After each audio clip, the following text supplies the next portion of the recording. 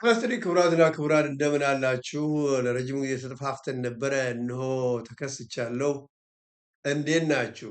ፍልስፍና፣ ሳይንስ እና ሃይማኖትን በሚመለከት አንዳንድ ሀሳቦችን አቀርብላችኋለሁ ብዬ ነበረ። እነሆ በገባሁት ቃል መሰረት መጥቻለሁ። እንነጋገራለን። ፍልስፍና ምንድን ነው? ሳይንስስ?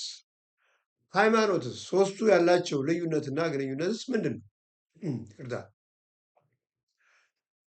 በዝርዝር መወያየት አንችልም፣ ሰፊ ናቸው። ግን እንዲያው በጣም ለዕለት ተዕለት ህይወታችን ያስፈልጋሉ ብዬ ያሰብኳቸውን አንዳንድ ሀሳቦች ለማካፈል ሞክራለሁ። ፍልስፍና ምንድን ነው? ፍልስፍና ራሽናል ኢንኳየሪ ማለት ነው። ፊሎሶፊ ኢዝ ራሽናል ኢንኳየሪ፣ ምክንያታዊነትን መሰረት ያደረገ ጥያቄዎችን የሚያነሳ የአስተሳሰብ የእውቀት መፈለጊያ ስልት ነው። ፍልስፍና ሳይንስ አይደለም። ሳይንስ ከፍልስፍና ነው የተወለደው። እስከ 1833 ዓመተ ምህረት በፈረንጆቹ አቆጣጠር ድረስ ሳይንስ እና ፍልስፍና አንድ ነበሩ። በ1833 ዓመተ ምህረት ግን ፍልስፍና ከሳይንስ ተለይቶ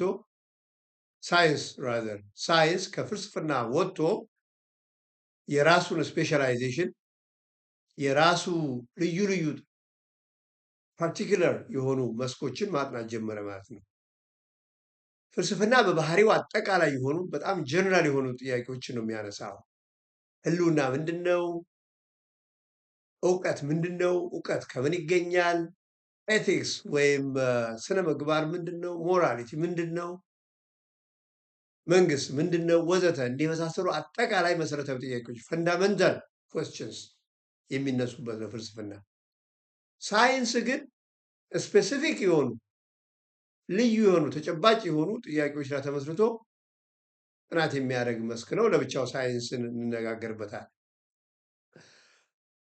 ፍልስፍና እንዳልኩት የህልውና ጉዳይ ምንድን ነው? ዋት ኤግዚስትስ አለ የምንለው ነገር በአካባቢያችን ምንድን ነው? መኖር ምንድን ነው? እውቀት ከምን ይመነጫል? ከምን ይመጣል? ኖሌጅ ምንድን ነው? ሃው ኢዝ ኢት አኳየርድ? እውቀት ስንወለድ ጀምሮ ከመወለዳችን በፊት ይዘነው የምንወጣው ነገር ነው ወይስ ከተወለድን በኋላ በጥረት በኤክስፔሪየንስ የምናገኘው ነው? ከመወለዳችን በፊት የምናገኘው ነው እውቀት የሚሉ ሰዎች ራሽናሊስቶች ይባላሉ። ጥናቱ ራሽናሊዝም ይባላል። የለም ከተወለድን በኋላ ሰው ሲወለድ አእምሮ ብላንክ ነው፣ ምንም ነገር የተጻፈበት ነገር የለውም። ስለዚህ ከተወለድን በኋላ በኤክስፔሪየንስ በአካባቢ ተለምዶ በሂደት የሚገኝ ነገር ነው እውቀት የሚባለው። እነዚህ ደግሞ ኢምፕሪሲስት አይኤምፒ አይ ነው ኢኤምፒ አርአይሲአይኤስቲ ኢምፕሪሲዝም ሳይንሱ ነው መስኩ ነው ይባላሉ። ስለዚህ ራሽናሊዝም ወይም ኢምፕሪሲዝም የፍልስፍና የእውቀት ፍልስፍና መስኮች ናቸው። ስለዚህ ፍልስፍና አጠቃላይ ጥያቄዎች የሚነሳበት ፈንዳመንታል የሆኑ ጥያቄዎችን የሚያነሳ ሲሆን፣ ሳይንስ ግን ስፔሲፊክ የሆኑ ስፔሻላይዜሽን መሰረት አድርጎ የሚሰራ መስክ ነው። ፍልስፍና መቼ ተጀመረ? ፍልስፍና በተለይ የምዕራብ ፍልስፍና በግሪኮች ነው የተጀመረው። ከክርስቶስ ልደት በፊት 600 ዓመት አካባቢ ነው የተጀመረው።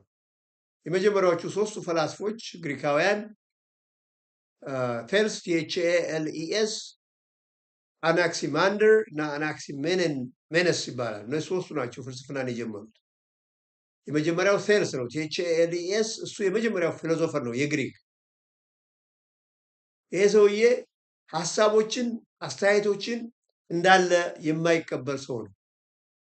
የሚመራመር አእምሮ የነበረው ሰው እና በእሱ አመለካከት ከየት መጣን እኛ? ተፈጥሮ ከየት መጣ? ተፈጥሮ ምንድን ነው? እነዚህ አካባቢያችን የምናያቸው ነገሮች ከየት መጡ? የሚሉ ጥያቄዎች ይጠይቅ ነበር እና መጨረሻ ላይ በእሱ ደረጃ የተመራመረና የደረሰበት ነገሮች ሁሉ የመጡት ከውሃ ነው አለ። ዝም ብሎ አይደለም፣ ከውሃ ነው ያለው። ውሃ የተለያየ መልክ አለው። ይጠጥራል፣ ጋስ ይሆናል፣ እንደገና ተመልሶ ፈሳሽ ይሆናል። ስለዚህ የሚለዋወጥ ስለሆነ ነገሮች ሁሉ የተፈጠሩት ከውሃ ሳይሆን አይቀርም ያለው የመጀመሪያው ፈላስፋ ነው። እንግዲህ ዋናው ነጥብ እዚህ ላይ ምንድን ነው? ሰው ራሱ በዛን ዘመን እነዚህን መሰረታዊ ጥያቄዎች እያነሳ ይመራመር ነበር። በግሪክ ዘመን ከዛሬ 2500 600 ዓመት በፊት እኛ ዛሬ ጥያቄዎችን አንጠይቅም። እንኳን ከ2000 ዓመት በፊት የዛሬዎቹን ጥያቄዎች መጠየቅ አንችልም። እኛ ብዙዎቻችን ኢንቴሌክቹዋሊ ሌዚዎች ነን። ይቅርታ ይደረግልኝ። ጥያቄ አንወድም፣ አንመረምርም። እንዳለ የመቀበል ዝንባሌ ነው ያለን። ፊሎዞፊ የዛ ጠላት ነው፣ የዛ ስብዕና ጠላት ነው። ፊሎዞፊ ፍልስፍና በህይወታችን ውስጥ ፍልስፍና ትልቅ ሚና አለው፣ ግን አንወደውም፣ አንቀበለውም። ተጨባጭ የሆነ ነገር ነው በህይወታችን ውስጥ የምንፈልገው እንጂ ይሄ አይዲያል የሆነ ነገር አንፈልግም። ግን ብዙዎቻችን በህይወታችን ውስጥ የምናነሳቸው አንዳንድ መሰረታዊ ጥያቄዎች ከፍልስፍና ያወጡ ናቸው። ለምሳሌ በምንም ላይ እርግጠኛ መሆን አይቻልም የሚለው እንላለን። ሁል ጊዜ ምንም ነገር እርግጠኞች መሆን አንችልም እንላለን። ይሄ የፍልስፍና ጥያቄ ነው።